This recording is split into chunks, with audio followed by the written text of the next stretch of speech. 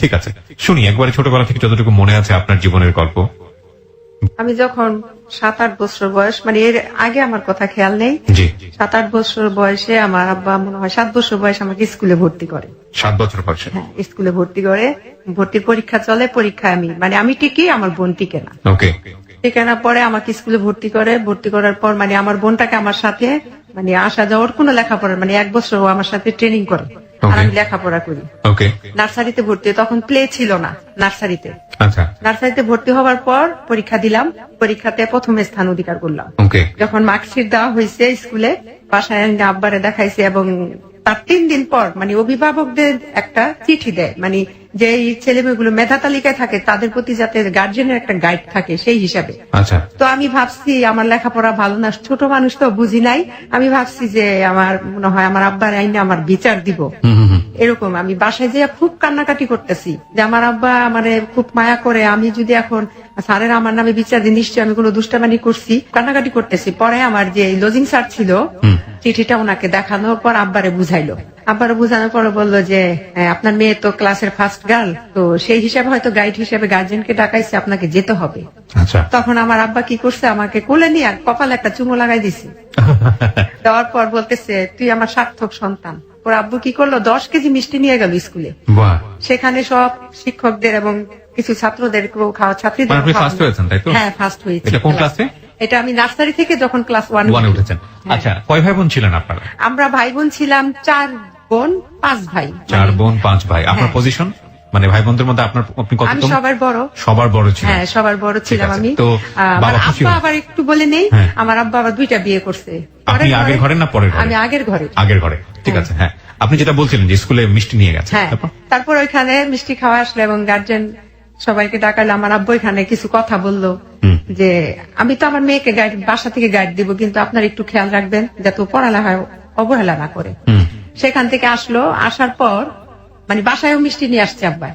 নিয়ে আসার পর আমার মার নাম ছিল সুফিয়া। তো আমার মারে ডাকতেছে সুফিয়া, সুফিয়া এদিকে আসছে, আমার মেয়ে ক্লাসে ফার্স্ট হয়েছে। মানে আমার আব্বা মনে হয় আমার কোলেই রাখছে, তখন বলতে এত বড় মেয়ের কি কোলে রাখতে হয়। আমি আমার মার ব্যবহার গুলো বুঝি নাই তখন, এখন বুঝতেছি। তো আমার আব্বা বলতেছে যে আমার মেয়ে যদি 20 বছরের যুবতীও হয় তারপরও তো আমি ওরে কোলে নেব। তোমার মেয়ে পাশ করছে, ভালো হয়েছে পাশ করছে, মানে মিষ্টি সবাই রেটের ভাগ করে দিই। তো সবাই দিল, দেওয়ার পর মনে হইলো আমার মায় খাইলো না, যার বুকের দুধ আমি 2.5 বছর খাইছি, সে খাইলো না। কারণ আমার আব্বা খুব রাগী ছিল এবং আমি আমার আব্বা মা কেন মিষ্টি খেলো না সেটা আমি বুঝতে পারিনি। হয়তো ছোট মানুষ, কিন্তু আপনি কিউরিওসিটির জায়গা থেকে এখনো মনে আছে যে মা নিজের মা মিষ্টি খেলো না। মিষ্টি খেলো না, আমি বলতেছি ভাই ধাপে ধাপে বললে বুঝতে পারবেন। নিশ্চয়ই নিশ্চয়ই, আপনি খুব ভালো বলছেন, বলুন। তারপরে আমার আব্বা খুব রাগী মানুষ, আমার আব্বা আমার মনে হইলো মারে মারলো, মিষ্টি খালি না কেন, আমার মেয়ে পাস করছে তুই খুশি না? মায়ের তো আগে খুশি হবার কথা, তুই তো মা।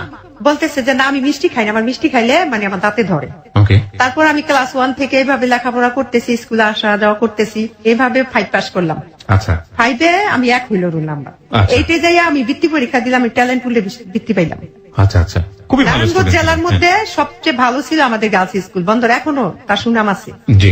9-এ আসলাম, ভাইয়া সত্য কথাই বলবো। জি, অবশ্যই আপনি সত্য কথাই বলবেন। মানে 8-এর শেষ, 9-এর প্রথম, আমি মানে আমার যে আমরা 4-5টা বান্ধবী একসাথে স্কুলে যেতাম।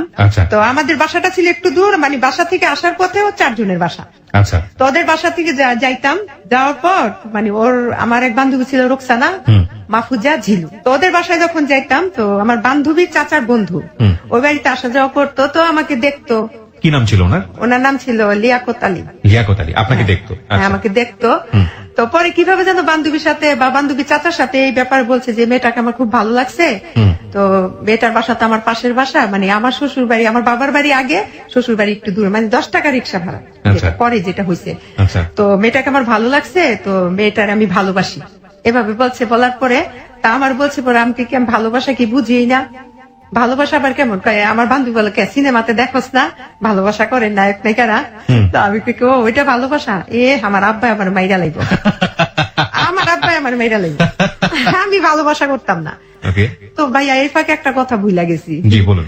যখন আমি ক্লাস 7-এ পড়ি, স্কুলে একটা 21শে ফেব্রুয়ারি উপলক্ষে ভাষা আন্দোলনের উপলক্ষে একটা অনুষ্ঠান হয়। তো সেখানে আমি একটা মানে গান করছিলাম, দেশাত্মবোধক গান, ভাই যে ধনধান্যে পুষ্পে ভরা। ধনধান্যে পুষ্পে ভরা হ্যাঁ, আমাদের এই হ্যাঁ। বসুন্ধরা। আমি যদি ভুল না করে থাকি তাহলে এটা ডিএল রয়্যাল গান। হ্যাঁ। আচ্ছা হ্যাঁ, বলুন তারপরে। ওই গানটা গাইতাম, গাওয়ার পরে আমার আব্বা ছিল স্টেজে, আর আমি এই শ্রোতাদের মাঝে চেয়ার নিয়ে বসছে। হুম। তো আমি যখন ওই গানটা গাইছিলাম, গাওয়ার পরে ওইখানে আমি প্রথম স্থান অধিকার করি। বাহ। তখন পেছন থেকে আমার আব্বার পেছনে যে চেয়ারের লোক ছিল তারা বলছিল যে আব্বারের নাম নিয়ে যে আবুল মিয়ার তো পয়সার অভাব নাই, যাক মেয়েরও কণ্ঠসুর ভালো আছে, মেয়ে দিয়েও শিল্পী বানায় মেয়েরও মানে পয়সা ইনকাম করতে পারবো। হুম।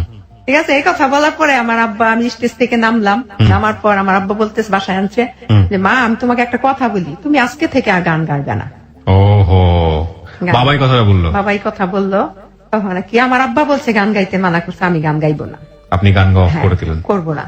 তো সেখান থেকে ভালোবাসার কথা শুনে আপনি হ্যাঁ, যেটা বললেন যে না না তো আমার ওই- আব্বা মেরেই ফেলবে। না আমার আব্বা মেরে লাগবো যদি শুনে যে আমি কারোর সাথে কথা বলছি, কারোর সাথে মানে প্রেম করি, প্রেম বুঝতাম, ভালোবাসা বুঝতাম, পিরিত তখন পিরিত বলতো, লাইন বলতো স্যার, লাইন, ভাইয়া লাইন। লাইন বলতো, হ্যাঁ, হ্যাঁ, লাইন লাইন বলতো। আমার মানে আমার আরো 24 বছর আগের কথা তো, ট্রু লাইন বলতো। লাইন বলতো। আমি মানে যদি- ছেড়ি লাইন করে বা হ্যাঁ, হ্যাঁ, পিরিত করে। লাইন যদি আমি করি আমার আব্বা আমার মাইরা লাইবা, আমি না। হ্যাঁ। হ্যাঁ, তাইলে তো হ্যাঁ তোর অনেক পছন্দ করে। আচ্ছা। তাই ভাইয়া কিভাবে যেন ওই বাড়িতে আমি আসতাম, উনি আমাকে দেখে, রাস্তায় একটা টেলার ছিল, সাথী টেলার, ওইখানে জি। আমি জামা কাপড় বানাইতাম। তো ওই টেলারে বসে থাকতো, আমি না লোকটার দেখে, লোকটা আমাকে দেখে হাসতো, আমিও হাসতাম। লিয়াকত। হ্যাঁ, ওকে। তো লোকটা দেখতে খুব সুন্দর ছিল। হুম হুম। আমি পিকচার নিশ্চয়ই আপনার চেয়ে বয়স অনেক বড়। আমার চেয়ে বয়সে মানে ব্যবধান আছে 18 বছর, ও মাই গড। অনেক। ওকে। কিন্তু বোঝা যায়নি। বুঝে যায়নি। যাই হোক, তো আপনার ভালো লাগতো? আমার ভালো লাগতো। হ্যাঁ। তখন কি করছে, সে আমাকে একটা চিঠি দিচ্ছে, আমার বান্ধবী দিয়া, হুম। যে চিঠি দিচ্ছে, বলছে যে আমি তোমাকে পছন্দ করি, আমি তোমাকে ভালোবাসি, তোমাকে আমি অনেক পছন্দ করি, আমি তোমার বিয়ে করবো এবং তোমার সাথে আমি প্রেম করবো না, কিন্তু তোমার বাবার বাড়িতে, তোমার বাবার কাছে আমি প্রস্তাব দেব। এইভাবে চিঠিটা লিখছে। লেখার পরে জন বলছে যে বাবার কাছে প্রস্তাব দিব, তাইলে তো আমার বাবা আমার আরো মেরা লেগে, এইভাবে বলতেছি। বাবা রোকসানা এটা করতে না করিস, তাইলে আমার আব্বা না আমার লেখাপড়া করতে দিত না, এরপর আমার বাইরে লাগবে, আমার ঠ্যাংগুলো কেটে লাগবে বলতেছি। Okay. বলার পরে বলতেছে যে আচ্ছা ঠিক আছে। ও উনি আবার কি করছে, আমার এক খালাম্মা ছিল, হুম। মানে ওনার বিয়াই, আর আমার হচ্ছে আমার মা তার বোন ডাকছে। ওকে। ওই খালাম্মারে দিয়া কি করছে, ওনার বড় ভাই এবং খালুরে দিয়া সে কি করছে, আমাদের বাড়িতে ডাইরেক্ট প্রস্তাব পাঠাইছে। তখন আপনি কোন ক্লাসের স্টুডেন্ট? তখন আমি ক্লাস মানে 8 শেষ করতেছি, 9-এ প্রথম। আচ্ছা আচ্ছা। ঠিক ওকে আছে। ওকে। হ্যাঁ। তো প্রস্তাব দিল, আমার আব্বা কি বললো যে না আমার মেয়ে এখন বিয়ে দিব না, আমার মেয়ের আমি ডাক্তার করবো। তো এই দিক থেকে কি করছে, লজিং যে টিচার গুলো ছিল, ওই টিচার থেকে একটা টিচার ছিল, ওনার বাসা হচ্ছে কুমিল্লা। জি। উনি দেখতে খুব সুন্দর, শিক্ষিত, বিয়ে পাস। আমার দাদির কাছে বলছে যে আপনার নাতনির আমি বিয়ে করবো। এটা কি আপনার বাবাকে বলেছেন? এটা আমার বাবাকে বলে নাই, কিন্তু আমার আব্বা খুব লোকটার খুব পছন্দ পছন্দ করতো। করতো, এবং সেই হিসাবে মানে চাকরি দিয়ে দিয়েছে, হ্যাঁ। গ্রামের ছেলে চাকরি করছে, সে আবার কি করছে, সংসদে পিওনের পোস্টে চাকরি দিচ্ছে। আচ্ছা আচ্ছা। ওকে। তারপর দেওয়ার পরে ওইখানে হলো তো প্রস্তাব দিচ্ছে, প্রস্তাব দেওয়ার পর আমার দাদি রাজি, কিন্তু আমার আব্বা বলতেছে যে না। তো এইদিকে আবার ওইখান থেকে ওই যে লিয়াকত, যে ওনার বাসা থেকে আবার ওনার বোন আসছে, মানে রাজি না আব্বা। তা আমার আব্বু বলতেছে যে না, আমি ওই এলাকায় যদি মেয়ে বিয়ে দিতে হয় আমি অন্য জায়গায় বিয়ে দিব, এই এলাকায় দেবো না। আচ্ছা। না, দিবই না। এদিকে আপনি যে লিয়াকতের কথা বলছিলেন, উনি তো বিদেশ থেকে ফিরে এসেছেন। ফিরে এসছে, হ্যাঁ। আচ্ছা, উনিও কি আপনাকে তখনও বিয়ে করতে চাইতো? তখনও। আচ্ছা। আচ্ছা, তারপরে করছে কি, উনি আবার বিয়ের প্রস্তাব দিতেছে, উনার ভাই বোন সকালে আসে, বিকাল আসে, রাতে আসে। আব্বা মানে একেবারে বিরক্ত হয়ে গেছে। আর এদিক দিয়ে মানে আব্বা আমার কি বলতেছে, তাহলে মেয়ে মনে হয় এদিকে মনে হয়, আমার মনে হয় মেয়ে মনে হয় দুর্বল আছে, আচ্ছা। নাইলে আর বারবারই কেন আসে, আমি না করে দিই, তারা কেন আসে। ওকে। তখন আমার আব্বা আমারে কি করছে, একটা রুমে নিছে, বাড়িতে আমার 4-5টা রুম, ওই রুমে নিয়ে আমারে কয় কি তুমি বাইরে যাও, আমি Okay. আমার মেয়ের সাথে কথা বলবো। ওকে। তখন আমার আব্বা আমাকে বলল, মা তুমি আমার কাছে সত্য কথা বলবা, তুমি কিন্তু তোমরা 10টা ভাই বোন, ওই 9টা কিন্তু আমার ছেলে মেয়ে না, তুমি আমার মেয়ে, তুমি আমাকে বলবা যে ওই হাজী সাহেব আলীর ছেলের কি তুমি পছন্দ করো। এটা কি মানে আমার আব্বা লিয়াকতের কথা বলছে? লিয়াকতের কথা বলছে। আচ্ছা আচ্ছা। তখন আমি আব্বার কিছু জড়াই ধরে কান্না করে দিলাম, আব্বা আমি ওই লোকটারে পছন্দ করি, মিথ্যা কথা বলতাম না। তুমি কি জানো ওই এলাকায় আমরা বিয়ে, ওই এলাকার খুব আমরা নিন্দা করি, ওই এলাকায় বিয়ে দিব না আমি তোমারে। আমাকে তাহলে আব্বা ওই লোকটা ছাড়া আমি বিয়ে করবো না, আমি আমার আব্বারে ডাইরেক্টলি বলছি। বলার পর আমার আব্বা গিয়ে আমার দাদিরে বললো, মা দেখেন এগুলো বলে, ও এখন কি করতে পারি, দেখ অনেক কিছু করতে করতে রাজি হয় না। তারপরে কি করলো, যে কবিরাজ ধরলো আমার মায়, কবিরাজ ধরলো যে আমার মেয়েরে যে কোনো করে হোক তাবিজ কবর করেছে। মানে আমার মারও মেয়ে জামাই পছন্দ হয়েছে, সোজা কথা ছেলে আমার পছন্দ হয়েছে, আমি এইখানে দিমুই। ওকে, আচ্ছা এলাকায় কুলে পারা হোক, ছেলেরা কি কুলু নাকি? ছেলেরা হাজি বংশের লোক। আচ্ছা আচ্ছা, এটা কে বলছিল? এটা আমার মা, মানে আত্মীয় স্বজন বন্ধু বান্ধব সবাই রাজি, শুধু আমার বাবা রাজি না? বাবা রাজি না। আচ্ছা আচ্ছা আচ্ছা, ওকে। এদিকটা আমার ননা, মানে আমার ওই লোকটার বড় বোন আর এই বড় ভাই খালু, এরা আমার আব্বার কাছে আসছে।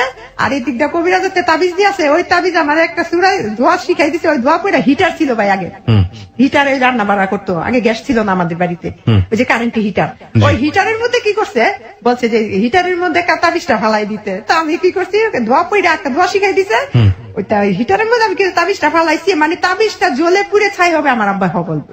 আচ্ছা, ঠিক আছে, ঠিক ভাই পরীক্ষিত একদম। তাবিজটা পড়া শেষ, আমার আব্বা বলছে ঠিক আছে যান, আপনারা এরকম করতেছেন, আমি বিয়ে দিব, আর মানুষের মনে কষ্ট দেওয়া ঠিক না। Very interesting. ওকে, দিল। তারপরে আমার ননাসের জামাইয়েরা সবাই আসলো, আমাকে দেখতে আসলো।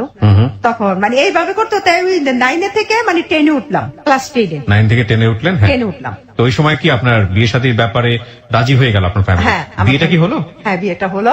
তখন কি আপনি ক্লাস 10-এ না 9-এ? ওই ছেলেটার একটা স্বপ্ন ছিল, আমার কোনোদিন সে ভাগায় বিয়ে করবে না, আর আমার একটা স্বপ্ন ছিল আমি কোনোদিন ভাইগা বিয়ে বসবো না। আচ্ছা, যদি আচ্ছা। বিয়ে করতে হয় তাহলে গার্জেন নিয়েই করবো, আচ্ছা। সামাজিকতা বজায় রেখেই করবো। আচ্ছা আচ্ছা, এটা ছিল আমার ভিতরে। ওকে। তার মানে আপনি 9 থেকে যখন 10-এ উঠলেন তখন আপনি তখন বিয়েটা করলেন? ওদের বাসা থেকে লোক আসলো, আসার পরে ননাসের জামাইয়েরা সবাই আসলো, ভাই বোন। আয়সা কি করলো, ভাই আমার দেখা বলে কোন ক্লাসে পড়ো, অ্যাড্রেস লেখো। লিখতে গেলাম, লেখছি, কিন্তু হাত কাঁপতেছিল তখন।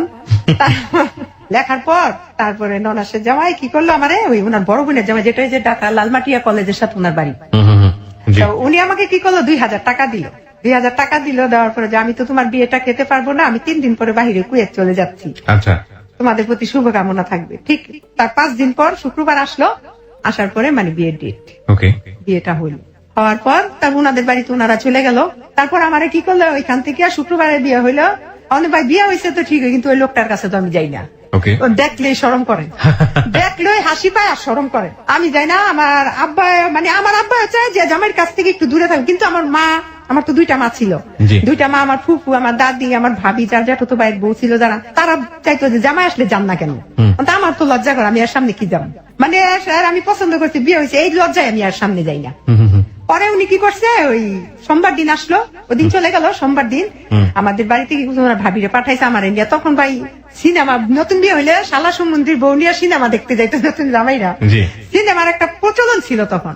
তখন আর সে আমার বলছে যে রেডি হও, মানে উনি রিক্সাতে বসে থেকে ওনার ভাবিরে পাঠাইছে, বোনের জামাইরে পাঠাইছে। তখন আমার আব্বাই দেয়নি, আমার আব্বাই না করতে, ইশারা দিয়ে যাবা না। তো আমিও কি করছি, আর যাই না, আমি কিন্তু আমার ভালো লাগতেছে না, যাবো না। ওকে, তো আমার আব্বারে বলতেছে যে সুরাইয়ারা একটু আমাদের বাসায় নিতে চাই, ওকে, আমাদের বাসায় নিতে চাই। তারপরে আব্বা বলতেছে যে ঠিক আছে যাইবো, মেয়ে বিয়ে হচ্ছে, স্বামীর বাড়িতে যাবো না। আমার দাদি, আমার নানি আমার সাথে, আমার 2টা ভাই বোন আমার সাথে গেছে। তারপরে যাই হোক ওনাদের বাসায় খাওয়া দাওয়া করে বাসায় চলে আসলাম। তার শুক্রবার আসলো, আবার শুক্রবার, সোমবারের পর শুক্রবার আসছে। আসার পরে তারপরে আমার আব্বার কাছে খবর পাঠাইছে যে ওদের নিয়ে শালা শালুর সম্বন্ধে নিয়ে, মানে সবাই তো শালা আর শালি, বউরি নিয়ে সিনেমা দেখতে যাবো। আমার আব্বাই রাজি না, না মেয়ের আমি একা ছাড়বো না।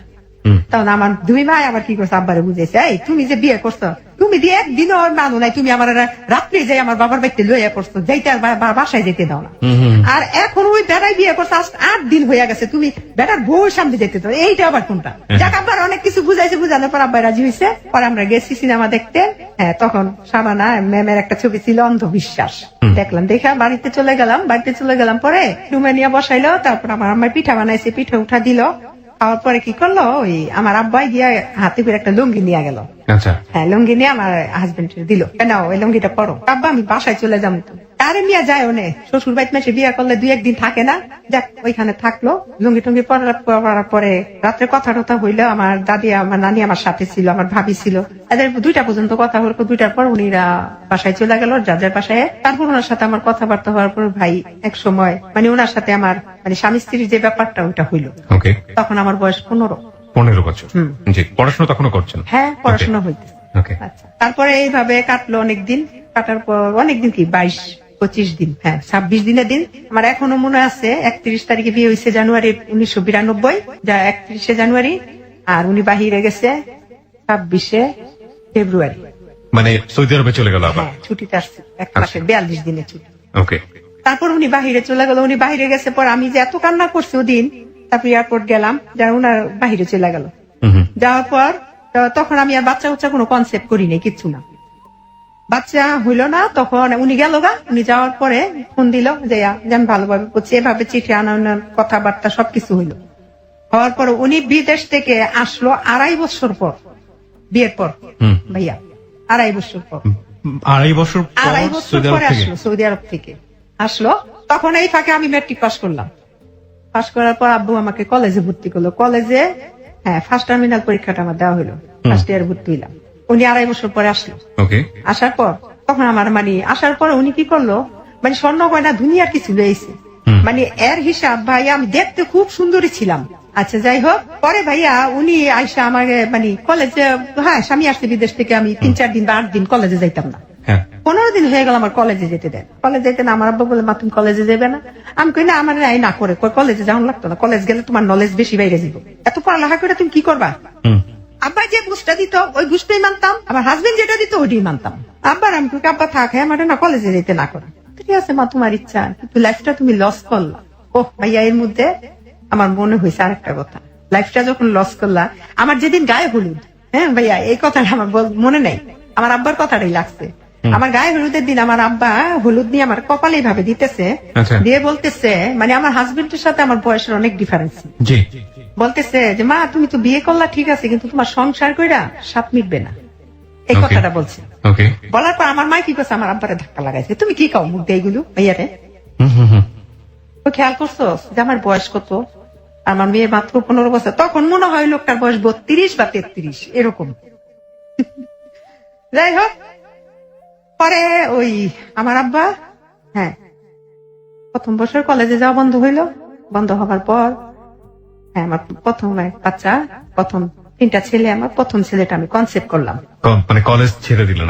ছেড়ে দিলাম। আসার পর 1 মাস স্বপ্ন শেষ হয়ে গেল, ডাক্তার হওয়ার স্বপ্ন ছিল, শিল্পী হওয়ার স্বপ্ন শেষ, শিল্পী হওয়ার স্বপ্ন শেষ। কিন্তু খুব ইচ্ছা ছিল ডাক্তারের চেয়ে বেশি শিল্পী হওয়ার ইচ্ছা ছিল, সত্যি কথা।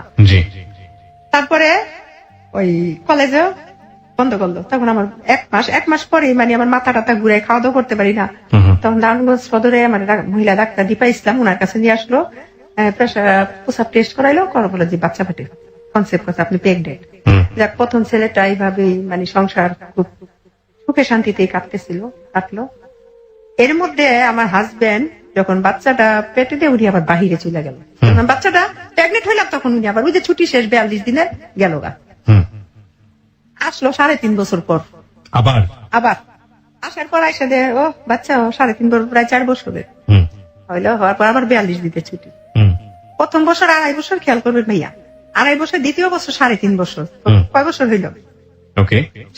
6 বছর। আসলো, আসার পরে থাকার পরে আবার দ্বিতীয় বাচ্চাটা কনসেপ্ট করলাম। তো এর মধ্যে যখন উনি বাহিরে ছিল, আমি আবার এনজিও যে পশিকা ছিল, পশিকাতে আমি একটা জব করতাম। ওইখানে জব করলাম। ওই জবটা প্রায় 15 বছরের মতো আমি করছি, 13-14-15 এরকমই।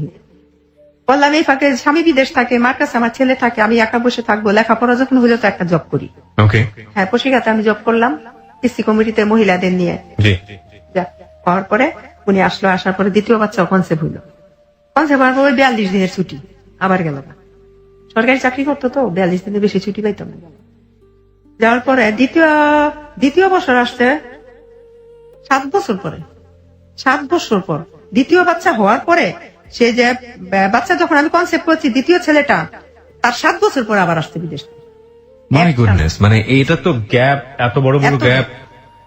আপনি কিছু বলতেন না, যোগাযোগ করে বলতেন? বুঝতাম না তখন, আমি এত ছিলাম না, বুঝি নাই তখন। কি ভাইয়া, সত্যি কথা, যেটা বাইরে থেকে একটা গয়নাগাটি আনতো, ভালো লাগতো দেখতে, বাইরে থাকলে ভালো, তখন একটা মনে হচ্ছে বাইরে থাকাই ভালো। বাইরে থাকা ভালো। আবার মাসে 5-10 হাজার টাকা দিছে, হাত খরচ টাকা পাইতাম, এইগুলো বুঝি নাই যে টাকাই যে সবকিছু না, এখন বুঝি, তখন বুঝি নাই। তারপরে 7 বছর পরে আসলো। আসার পর আমার আব্বা তখনও জীবিত, তখন বলতেছে যে এইভাবে তো স্বামী সংসার হয় না। তুমি খেয়াল করছো, বিয়ের পরে 25 দিন, তারপরে 2 বারে 42 দিন, তো কতদিন তুমি সংসার করলা, হিসাব করো তো মা। উনি বাইরে থেকে আসবে 3 দিন আগে, তুমি একটু হিসাব করছো? তুমি এবার আসলে বলবা যে আপনার কাছে আমি থাকতাম না, আপনার ভাত খাইতাম না, আমি আপনার কাছে থাকতাম না। কে বলে দিল আপনাকে? আমার আব্বা শিখাই দিল। আপনার কাছে থাকবো না, আপনার ভাত খাইতাম না, কিনা আপনি যদি বাহিরে যান। ঠিক আছে বলবো। 3 দিন পর আসলো, ওই 3 দিন আগে বললো। আসার পরে সকালবেলা আসছে, আসার পরে বাসায় গেছে সকালবেলা 5টা বাজে এয়ারপোর্টে অ্যাটেন্ড করছে। তো সেখান থেকে আমার বড় ছেলেটা আসছে, আমার ভাই, আমার বোন জামাই, এরা এসে নিয়ে গেছে। যাওয়ার পরে থাকলো, তারপরে রাত্রে আমি বলতেছি আমাকে একটা কথা বলবো আপনার, তখন আমি তারে মানে সংসার যে 12 বছর হয়ে গেছে আপনি করেই বলি। আচ্ছা আচ্ছা, আমি আপনার একটা কথা বলবো, বলো। আমাকে আমার আব্বাই কইছে আপনি যদি বিদেশ যান তাহলে আপনার ভাত আর খামু না।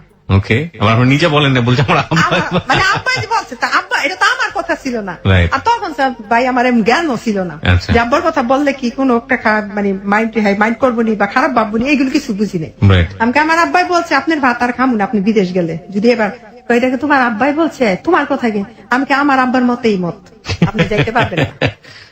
তাহলে এবার বেশি দিন থাকবো না, 2 বছর থাকবো, তুমি এতদিন ওই করছো, নিজেদের লাইফটা একটু সেটেল না কইরা কি করবো।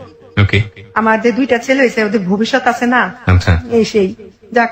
তারপরে গেল আবার থাকার পর 2 বছরই থাকছে, বেশি থাকে না। এসে আচ্ছা, আসলো, আসার পরে এই সময়টাতে তো দেশ বিদেশে থাকতো, দেশে এসে কোনো প্রপার্টি টোপার্টি করা, জমি জমা করা এগুলো করতো? এইগুলো কিছু না, কিছু করে শুধু মাসে মাসে কিছু টাকা দিত। হ্যাঁ, আচ্ছা, আর বাবার উপরে খাইতাম, দুধ খরচও দিত না ছেলে।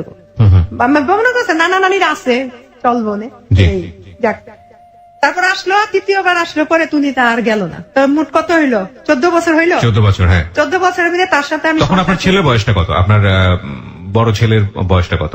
বড় ছেলের বয়স হয়েছে 10 বছর তখন। 10 বছর, 10 আচ্ছা বছর। ওকে, হ্যাঁ। আপনি যেটা বলতে চাচ্ছেন, 2.5 বছর পরে 14 বছরে কতদিন সংসার হলো আসলে? 342 হিসাব করেন, 342 দুগুণে 84। 84 মাস না, নাকি? 84 দিন। 84 দিন 14 বছরে মাত্র? আর 42 মাই গুডনেস। আচ্ছা ঠিক আছে, বলুন তারপর। 42 এটা বাঙালি নারী বলেই সম্ভব। এরা আসলেই মানে সংসারের জন্য কতটা স্যাক্রিফাইস করে চিন্তা করা যায় না। হ্যাঁ বলেন তারপরে। তারপর আসলো, আসার পরে আমার মা বলতেছে 2টা ছেলে একটা মেয়ের দরকার আছে। মা, মেয়ে না থাকলে সংসারের মাতৃত্বের কোনো স্বাদই থাকে না, তো একটা মেয়ের দরকার। আমি না, আমি মেয়েটা নিব না, আমার 2টা ছেলেই থাকুক। মানে একটা মেয়ের জন্য দ্বিতীয় ছেলেটা হইলো, আচ্ছা 3 নম্বর ছেলেটা হইলো একটা মেয়ের জন্য। তারপর যাক, আমার মা বলতেছে যাক দেখি। আচ্ছা, আমি কখনো কোনো মেডিসিন খাইতাম না ভাই, ওকে, কারণ অনেকদিন গ্যাপে আসতো না, রাইট, কিন্তু আমি মেডিসিন খাইতাম না। আচ্ছা। তারপরে তৃতীয় ছেলেটা আমি কনসেপ্ট করলাম। মেয়ের জন্য আসলে আরেকটা ছেলে হলো? আরেকটা ছেলে, মানে মেয়ের জন্য আরো 2টা ছেলে, প্রথম তো ছেলে হইলো। জি জি জি। মেয়ের জন্য আর উনি তো তখন প্রথমেই বলছে যে আমার ছেলে হবে। আমি সৌদি আরব স্বপ্নে দেখছি আমার ছেলে হবে। আর এদের বংশের মধ্যে যারা চাচতো, যারা তো মামতো, যত জায়গায় আত্মীয় স্বজনের সবার প্রথম মেয়ে হয়েছে, আচ্ছা। শুধু আমারই ছেলে হয়েছে প্রথম। আচ্ছা, হ্যাঁ, ছেলে চাইছে আল্লাহ বেশি করে, ছেলেই দিছে। যাক, 3 নম্বর ছেলেটার যখন আমি কনসেপ্ট করলাম, আমার অবস্থা তখন কাহিল, মানে একদম বিপরীত। প্রথম 2টা বাচ্চা হয়েছে আমি বুঝিই নাই, আচ্ছা, কিন্তু 3 নম্বর বাচ্চার বেলা আমার কি হইলো, 6 মাস পর্যন্ত আমি ভাত মাছ কিচ্ছু খাইতে পারি না, শুধু পাউরুটি কলা আর ডিম খাইতাম। আচ্ছা, 3 নম্বর বাবুটা হইলো খুব অবস্থা খুব সিরিয়াস ছিল। যাই হোক, হাসপাতালে ওই ক্লিনিকে হইলো, একটা প্রাইভেট ক্লিনিক আছে বাসার সাথে, ওইখানে জি, হওয়ার পরে খুব খুশি। ছেলে হয়েছে, মানে মন খারাপ নেই। উনি 1 বছর, হ্যাঁ ছেলেটা 9 মাস তখন। এই 9 মাসের মধ্যে ভাইয়া যখন আমার 3 নম্বর ছেলেটা হইলো, আমার স্বামীটা আমাকে একটু অনীহা করতেছে। ওকে, মানে আমি প্রত্যেকটা কাজ করতে গেলে দোষ, রান্না করতে গেলে দোষ, পানির গ্লাস দিয়ে ধুইছো, প্লেটে এরকম কে, মানে একটা অজুহাত এরকম করে কেন বলতে। পরে আমার বলতেছে কি, একদিন মানে এরকম বললো, জুমারে নামাজ এনেছে, তার বয়স 8 মাস, বাবার ছাড়া কিচ্ছু বুঝে না, ওই বাবার কোলে উনি জুমার নামাজ পড়তে গেছে। আচ্ছা, যাওয়ার পরে তা আমার ভাই আবার ওই যে ফেসিয়াল ছিল, জি, আমার ফোন দিছে, আপু ডাক্তার হয়েছে দিসান, 2 নম্বর ছেলে, দিসান কি বাসায়? আমি কই না, ও তো বাসায় না, ওর আব্বার সাথে নামাজ পড়তে গেছে। নামাজ পড়ে কয় কেন? আমি কি কেন, কি হয়েছে রে? আপু মাছ ধরছি পুকুরে, তো মাছ নিয়ে দেখতে। আচ্ছা, আচ্ছা, ঠিক আছে, মাছ নিয়ে দেখতে। মাছ নিয়ে এই 16 বছরের মধ্যে সে আমাকে একটা টর্চার কোনোদিন করে নেই, মানে আপনার খুব হাজবেন্ডের কথা মায়া বলছেন? করতো খুব। হ্যাঁ, হ্যাঁ, তো যাই হোক, তখন আমারে বললো, আমার তখন কি করছে, আমি ঠিক আছে ওর আব্বার সাথে নামাজ পড়তে, নামাজ করে আসুক, আসলে আমি পাঠাই দিই। মানে উনি ঘরে ঢুকছে আর আমি ফোনটা রাখছি, এই পর্যন্ত উনি দেখছে। চিচি মানুষ বিরক্ত করতে যাওয়ার পর তো আমি দৌড়ে আসছি, কি হয়েছে এই কথা বলতে, কি করলো ভাই, আমার একটা থাপ্পড় দিল। মানে আপনার হাজবেন্ড একটা থাপ্পড় দিল। থাপ্পড় দেওয়ার পরে কি হলো, আমি মনে হয় জ্ঞান হারাই ফেললাম। জীবনে তো মাইর খাই কোনোদিন একেবারেই মানে আকাশ থেকে পড়ার মতো ঘটনা। আর আমার বাবার বাড়িতে আমি ফুলের আচরও খাইনি, খুব আদরের সন্তান ছিলাম। জি। পরে দেখা যায় নাক দিয়ে যখন আমার রক্ত পড়তেছে, এই জায়গা একদম কালো হয়ে গেছে। তো কি করছে ওই ধরতে পরে যাহারি কি হইলো পরে যাই হোক কি করছে ওই আমি অজ্ঞান থাকা অবস্থায় সে কি করছে আমার ফোনটা নিয়ে গেছে আমার কাছ থেকে। আমার যখন 1-1.5 ঘন্টা পরে যখন আমি ঠিক হয়েছি তখন আমি বলতেছি যে ফোনটা কই, আমার কেন মারলো, আমার কি অপরাধ ছিল? সেটা তো আমাদের প্রশ্ন। হ্যাঁ, এই প্রশ্ন রাখলাম। আমি লিওন এই কে করো দিচ্ছেন ফোনটা লো, ফোনটা দিচ্ছে ফোনটা কি তোমার বাবাই কিনা দিছে? আমি কি করছি ভাইয়া বরকাটা নিয়ে ঘর থেকে বেরোইছি পরে এদিকে আসো কোথাও যাইবা না, এদিকে আসো। আমি কথা শুনিনি, আমি যাই আমার ভাগ্নির কাছে আমি ফোন দেবো যে আমি ঘরতে যে বের হয়েছে এ পর্যন্ত এই ফাঁকে উনি কি করছে আমার ভাইদের ফোন দিছে। ফোন দিছে তো অর্ধেক রাস্তায় ভাগ্নিকে করে গেছে, দেখি আমার ভাই ভাই একসাথে। আচ্ছা, কি রে তোরা কি আপু কি হয়েছে? আমি বাইরে দুইরা কান্না করতেছি। দেখ আমার ফুপু আসছে, আমার 2 মা আসছে, যে আমার বিয়ে দিছে ঘটক উনি ওই খালাম্মা আসছে, আমার 2 ভাই মানে সবার ছোট, তোরা আমার ছোট বয়সে। তোরা সোফার মধ্যে বসে রয়েছে, বসার পরে বলতেছে আমার আমার যে মা আমি যে মা আমার লালন পালন করছে খুব সোজা একদম সরল, কিন্তু আমার ছোট মাটা খুব কড়া। আচ্ছা, যাই একটাই প্রশ্ন করছে, আপনি আমার মেয়েরে কেন মারছেন? পরে বলতেছে ওই একটু আগে কার সাথে ফোনে কথা বলছে। ভাইয়া 3টা সন্তান হয়ে গেছে, 14 বছর রাখা মাইয়ার বিদেশ হয়েছেন, মাইয়া কিছু করে নাই, আর এখন মাইয়া কিনা খারাপ হয়ে গেছে, এখন ফোনে কথা বলে। তখন জন বলছে যে ফোনে কথা বলে, তখন পাশের রুমের থেকে আসছি আমি। আমার ভাই রিপন তুই আমার ফোন দিছস না, কয়টা বাজে? অমুকটা বাজে। উনি আবার কি করছে যে যখন আমার থাপ্পড় ছিল তখন তো ফোন নিছে গা, আর নাম্বার তো না কাছে, কারণ আমার কাছে থাকলে হয়তো ফোন নাম্বার ডিলিট করে ফেলতাম, কারোর সাথে কথা বল। ফোনের নাম্বার কয়েক আমি আপারে ফোন দিছি তুলা ভাই মাছের জন্য, তুমি ফোন দিছ? রিসিভ করলে যাই দে আমার ভাইয়ের ফোন। তখন আর কিছু তখন সবার সামনে আমি বলছিলাম যে তুমি যদি আমার শুধু শুধু মেরে থাকো তাহলে দেখো তোমার হাত পা গুলো একদিন হইলো মরার আগে তোমার পঙ্গু হয়ে যাবে। আমি তো সেই কথাটা বলছি ভাইয়া, বলছিলাম অভিশাপ যেটা বল দিলাম। এর মধ্যে ওই 2008 সালে আমার আব্বা মারা গেল, আর আমার আব্বা মারা যাবার পরে ফ্যামিলিতে একটু আমার একটু অবহেলা। আমার স্বামী আমি কি করলাম ওই নামাজ পড়তে যাবে মাগরিবে, কাঁঠাল ছিল ফ্রিজে, কাঁঠাল বলছে কাঁঠাল নামাই তো ফ্রিজে, আমি মাগরিবে নামাজ পড়ে খাবো। তো একসাথে বসে কাঁঠাল খাইলাম, খাওয়ার পরে না এশার আজান হইলো, উনি অজু করতে গেছে, অজুরত অবস্থায় সেই স্ট্রোক করছে। আচ্ছা আচ্ছা, হ্যাঁ স্ট্রোক করতে পরে তো আমার বাচ্চারা বিরক্ত করতেছে, বাচ্চারা তখন 1.5 বছর বয়স। জি, আমি কি করছি বাহিরে গিয়া দাঁড়াইছি, খারাপ লাগছে তো একটু শুয়ে থাকো, পরে যাই নামাজ পড়তে, ঘরেই নামাজ পড়ো। আচ্ছা, মসজিদে যাওয়া লাগতো না। পরে না 10 মিনিট পরে আমি কয়ারে যে আমি ঘরে রেখ খাইলাম, ছেলে লয়ে যাবি বসে রয়েছি, হ্যাঁ তো না আলাপ টালাপ কিছু পাইতেছি না। তখন আমি কি ছেলেটার ওইখানে কান্না করতে, ছেলে ওইখানে বাহিরে দাঁড়া করাই থিয়া আমি আসছি, আইসা দেখি কি উপরের দিকে খালি শ্বাসকষ্ট হইতেছে না।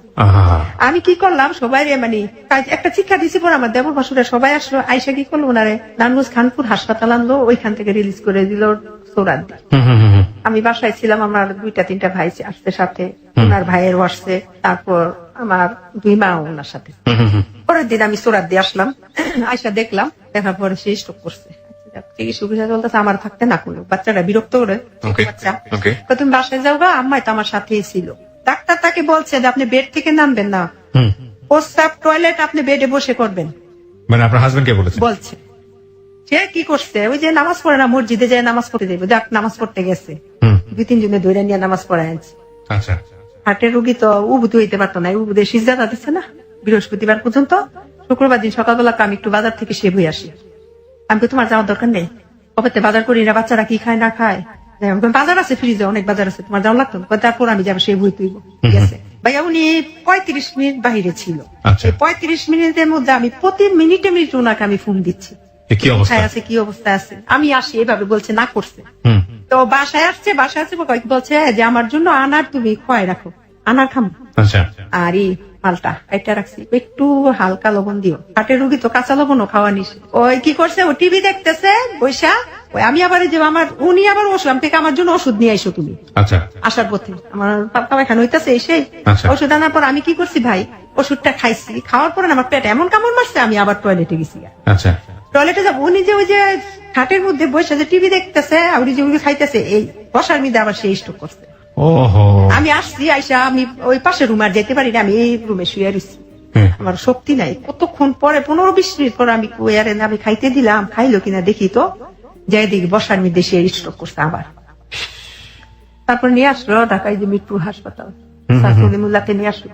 উনি তো তখন আমার দেবর বললো যে হার্ট আর ব্রেন, হার্ট স্ট্রোকও করছে আবার ব্রেন স্ট্রোকও করছে একসাথে, দুইটা একসাথে। মানে আপনার হাজবেন্ড? হাজবেন্ড এখানে আনলো, এনে চিকিৎসা করলো 3 দিন পরে আসলো। আসার পরে ভাইয়া যেমন একটা ছোট বাচ্চা যেমন কান্না করে না, এইভাবে কান্না করে। আমার মানে আর বড় ভাই গেছে, ছোট ভাই, বড় 2 ভাই গেছে, এই সবার সামনে জড়াই ধরে আমার কান্না করতে।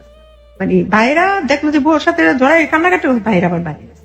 আমার বাচ্চাটা কিন্তু তখন 1.5 বছরের বাচ্চাটা, এই পিচ্ছি বাচ্চাটা এখনো ওর বাবার কথা বলতে পারে ভাই। এখন আমার কয় কি, ওই যে নার্স সিস্টার বসে থাকে ওইখানে রিসেপশনে গেছে, যাইছে পরে বলতেছে যে আপনি, এরা বলে বলছে যে আপনি এটা কিভাবে, বলছে ভাই উনি তো বাঁচবে না, জুলুম গেলে 10 থেকে 9 দিন, 9 থেকে 10 দিন বাঁচবে। আমার বাচ্চাটা শুনছে, ওর আব্বাই মারা যাওয়ার পরে আমার বলছে, পরে ওর আব্বারে ওইখানে আমি থাকলাম, আমার মারে আর বোনেরে পাঠাই দিলাম, এতদিনে হয়ে গেছে, তুমি যাও বাসায় যা গোসল করো গা, আমি আর আমার আরেকটা বোন গিয়ে আমার সাথে থাক। তো বাসায় নিলাম শবে বরাতের দিন 2011 সাল, মনে আছে জুলাই মাসের 16 তারিখে বাসায় নিলাম। 16 তারিখ রবিবার দিন ছিল, সন্ধ্যাবেলা, হ্যাঁ শবে বরাত সন্ধ্যা সন্ধ্যি বাসায় গেছে, অ্যাম্বুলেন্স দিয়ে বাসায় নিয়ে গেল, সব আত্মীয় স্বজন সবাই গেল দেখতে। দেখার পরে শবে বরাতের দিন থাকলো। এর পরের দিন দুপুর বেলা, হ্যাঁ খাওয়া দাওয়া করলো। আমার মানে এমন একটা অবস্থা যে 3 দিনের মধ্যে সে যে এখানে যে হাসপাতাল থাকতাম আমার মানে কাছে সরতে দেয় না, তুমি আমার পাশে থাকবা। আমার হাসপাতাল বলে কয় তুমি আমার বাচ্চাকে দেখতে পারবে না। আমি কই কি বাচ্চাকে কি কোনো মায় দেখতে না পারে? আমি এই দেখা ওই দেখা, যখন আমি থাকবো না তখন তুমি পারবা না, এই কথাগুলো বলতো। আমি কি জানো, এই একটা অসুস্থ হইলো না, আমি মানে বুঝ দিতাম, কিন্তু সবাই জানে যে উনি মারা যাইব, আমার ছেলেরাও জানে, শুধু আমি জানি না, আমারে কেউ জানাই।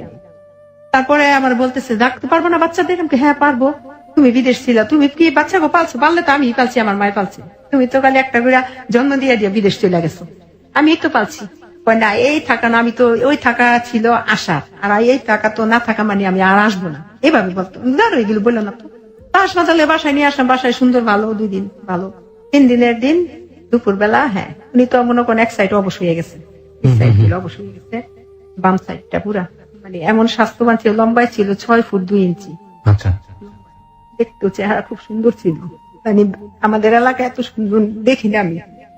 আমার প্রত্যেকটা স্ত্রী আছে তার স্বামী সুন্দর, কিন্তু আমার স্বামী শুধু আমার কাছে সুন্দর না, এলাকাবাসী যারা যারা সবাই ছিল সুন্দর ছিল, খুব ভালো ছিল, ও খারাপ ছিল না, ভালো ছিল। কিন্তু লাস্টে যে 1 বছর আমার সাথে এগুলো বিহেভ গুলো করছে, হয়তো মারা যাবো আমার কাছ থেকে মোহাব্বত ছুটানোর জন্য হয়তো বা করছে, খুব ভালোবাসতো আমায়।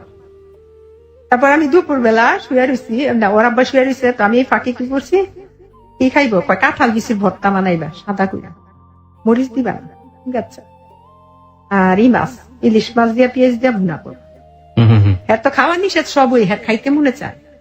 আমি হালিম খাবো, ঠিক আছে হালিম খাই, আমি নুডলস খাবো, এগুলো যেগুলো ডাক্তারে নিষেধ খাওয়া, হ্যাঁ ওগুলোই খাইতে চায়। তার বাইরে বলছে যে না যা খাইতে চায়, এরা তো বুঝতো যে মারা যাবো, যা খাইতে চায় খাওয়াই দেবো, ঠিক আছে খাইও। হালিম কিভাবে খাই, হালিম তো ঝালকা, আমার জন্য সাদা আনবা, সাদা করে হালিম। আচ্ছা, আমি বসে রয়েছি, উনি শুয়ে রয়েছে, তখন বাজে 3টা, শুয়ে রয়েছে, শোয়ার পর আমার মামি শাশুড়ি আসছে, বউ ঘুমাইতেছে, আমি কি ঘুমাইতেছে, মানে তুমি খাওয়া দাওয়া করছো? আমি না, গোসল করে নামাজটা বসে এখন পর্যন্ত খাই নাই, যদি ঘুম থেকে উঠতে দেয়। তুমি কি বোকা, তুমি ঘুমে থাকতে থাকতে তুমি খাওয়া দাওয়া করে আলো, উঠলে তো ওরে তুমি খাওয়াইও, কারণ ডাক্তার বলে দিছিল যে যদি ঘুমাই থাকে ওষুধের সময় লস হয়ে যাও, কিন্তু ডাকবেন না। আচ্ছা আচ্ছা, ঠিক আছে, এই জন্য আমি ডাকি না। তারপর আমি ভাত খাইতে 2 লোকমা খাইছি, এর মধ্যে দেখে আমার দিকে তাকাই দিচ্ছে, তো তাকাইছে, আমি হাত দিয়ে কয় না না তুমি ভাত খাও, তুমি, আমি তোমার আগে খাওয়াই দিই, কয় না তুমি আগে খাও, তুমি খাইয়ে আগে শক্তি করো। আমার তো খুব স্বাস্থ্যবান লোক ছিল, তো 3-4 জন লাগতো তারে তুলতেই, আমি, আমার ছেলে, আমার মা, আমার ভাই, আমার বোন, 5টা মানুষ আরে তুলতে পারতাম না, খুব স্বাস্থ্যবান লোক ছিল। আচ্ছা যাই হোক, পরে ওই বসে আমি আসছি, ভাত খাইলাম, এই আসছি, আসার পরে দেখি বাথরুম করছে, তো প্যাম্পাস পরাই রাখছি, প্যাম্পাস থেকে পরিষ্কার করতাম।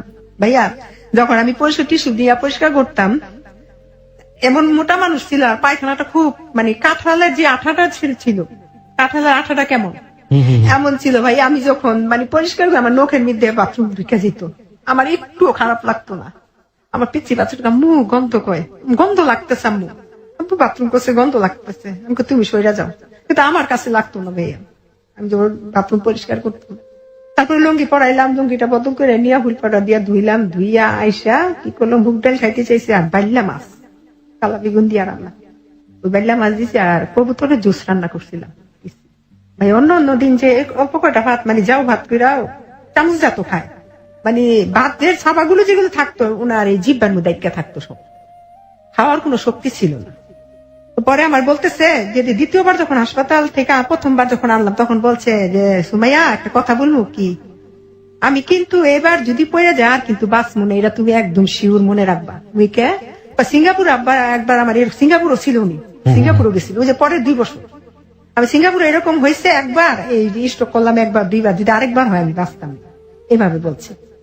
মানে ওই যুগে আসছে গামছা দিয়ে পা পুষতেছে আর কইতেছে আমার, কইছে যার হায়াত যতদিন আছে এতদিনই বাঁচবে, মানে এরা আমি সান্ত্বনা দিতাম। তারপরে কি করছে উনি, ওই শুয়ে রয়েছে না, খাওয়াইলাম অন্য অন্য দিনের চাষকে একটু ভাত বেশি দিলাম, সবগুলো ভাত খাইলো, খাওয়ানোর পরে ওষুধ খাইলো, আমার শোয়াই দিলাম। আমার বোন আমি শোয়ানোর মধ্যে কয় আমার উঠা বসা, মানে এই 1টা বাজ থেকে 7টা পর্যন্ত সে শুধু উঠা এবং নামা, উঠা নামানো, স্ট্যান্ড ফ্যানটা ছাড়ে, টেবিল ফ্যানটা ছাড়ে, মানে এমন ঘামাইতেছে, খুব কান্নাকাটি লেগে গেছে ঘরের মধ্যে। তো এর মধ্যে উনি কি করছে, উনি তো মানে মাদ্রাসা টাইপে লেখাপড়া করছে, ইয়াসিন সূরা, সূরা আর রহমান, সূরা ওয়াকিয়া, তারপরে কলিমা তাইয়্যিবা, কলিমা শাহাদাত নিজেরটা নিজে পড়তেছে, মানে একাই নিজেরটা নিজে। এই যে 3 ঘন্টায় সে শুধু আল্লাহর পবিত্র কালাম গুলো পড়তেছে। হুজুরে নিয়ে আসলাম, হুজুরকে আমি কি পড়াবো, এই তো পড়তেছে। তারপরে কি হইলো, পানি ঢালতেছে, মাথার মধ্যে পানি ঢাললো, তো আমার ছোট আম্মা যে কি করে, এত জানতো, সবাই জানতো যে মারা যাবে, শুধু আমি জানতাম না। কি করছে, আমার হাজবেন্ডের হাতটা ধরে কয় জামাই আমার মাফ করে দিয়েন, এই কথা বললেন না। আমি কি করছি, আমার মার একেবারে ধাক্কা দা ফালাই বাইরে আমার ঘর থেকে, এর যে কথা বলি স্ট্রোকের রুগী তো ভাবতেও পারে যে আমি মারা যাবো, আমার কাছে মাফ চায়। বলতেছে যে আম্মা ওর কথা আপনি কিছু মনে করেন না, এইভাবে বলতেছে, আম্মা আপনি আজকে থাকবেন, আপনি এখানে থাকবেন, তুমাইয়ের সাথে থাকবেন, তুমাইয়া একা একা থাকে রাতে, আপনি আজকে থাকবেন, অন্য দিন থাকেন না, কিন্তু আজকে থাকেন। হ্যাঁ বাবা থাকবেন। পানিটা ঢালার পরে দেখো আমার শোয়াই দাও, ওনার বোন আসলো, ছোট একটা বোন, নবগঞ্জ বিয়ে হয়েছে, উনি আসলো, ওনার হাজবেন্ড আসলো, বোনের হাতে লুডুস খাইলো, পানি খাইলো, নিজের হাত দিয়া বোতলটা পানি খাইলো। খাওয়ার পরে বোনের কইতেছে মিনু আমার শোয়াই দিছে। পরে আমি আবার যে হার্টের রোগী আবার আলাদা দুধ দেয় ডাক্তারে, আমরা যে সাধারণ রোগী মানুষেরা যে দুধগুলো খায় ওগুলো না, হার্টের রোগী দুধই আলাদা। তো বলতেছে ভাবি একটু দুধ দেন। এর মধ্যে আমার বলতেছে আমার হাসপাতাল নিয়ে যাও, আমি সব কাগজপত্র ফাইল টাইল মানে একা একা সবকিছু, যা পূর্বে যে চিকিৎসা হয়েছে সবকিছু আমি নিছি, সিটি স্ক্যান করাইছি, সবকিছু নিছি। এর মধ্যে ডাক্তার আছে, ডাক্তার বলতেছে, ডাক্তারের সালাম দিল, দিয়ে বলতেছে হাসপাতাল যাবেন আপনি? ভাই আমার আমার জ্যাঠু তো ভাই ডাক্তার, আমার হাসপাতাল নিয়ে যান, হাসপাতালে সিএনজি নিয়ে আসছে, নিয়ে যাবো। আমি আমার দেবরের ফোন দিলাম যে ভাইটাই ওনার জন্য টাকা পয়সা খরচ করছে, ভাইটার খুব করছে, দেবরের ফোন দিলাম। দেবর বললো, খালি আমার বলতেছে যে আমার ভাই শওকতের খবর দাও, শওকত হাজি হ্যাঁ এর খবর দাও। আমাকে তো বাদাম তুলি আছে বাবুবাজার, উনি ব্যবসা করে, উনি আসে নাই তো, আসছে। ভাই আমার এতটুকু খেয়াল ছিল না যে এর ভাইয়ের সাথে আমি ফোনটা, এর ভাইয়ের সাথে যে আমি কথা বলবো, এর ভাইও বললো না যে ভাইয়ের কেন আমার ফোনটা দেন, আমারও মনে ছিল না যে ভাইয়ের সাথে আমি কথা বলাই, মানে খুব ইচ্ছা ছিল বাইরে হয়তো বা কিছু বলতো। বলার পরে তারপরে ফোনটা ওনার সাথে কথা ভাবি তাড়াতাড়ি পাঠাই দেন হাসপাতাল। পাঠানোর কথা করে আমার দেখি আমি দুধ বানাইতেছে, আমার দিকে তাকাইছে, সামনে এসে হাত 2টা ধরছি চেপটা ধরে, আমি বলতেছি আমার তুমি কিছু বলবা? কয় না আমি কিছু বলতাম না, তুমি ভালো থাইকো। এসে আমি কই কি তুমি কি তোমার ভালো লাগে না? কয় না গো আমার একটুও ভালো লাগতেছে না। আমার মাই করতেছে আপনি কিছু দেখেন? কয় না আমি কিচ্ছু দেখি না, আমি সবাই আপনাকেও দেখতেছি। আমি কান্নাকাটি করতেছি, আমার বড় যা যে ছিল উনি আমার টাইম না, তুমি কান্নাকাটি করতেছো কেন? 3 বার শুধু আল্লাহ বলার পর উনি মারা গেল। ওনার মৃত্যুটা এখনো আমি ভাইয়া বলতে পারি না। আল্লাহ যে পৃথিবী থেকে স্ত্রী রেখা কোনোদিন স্বামী জানায় না আল্লাহ।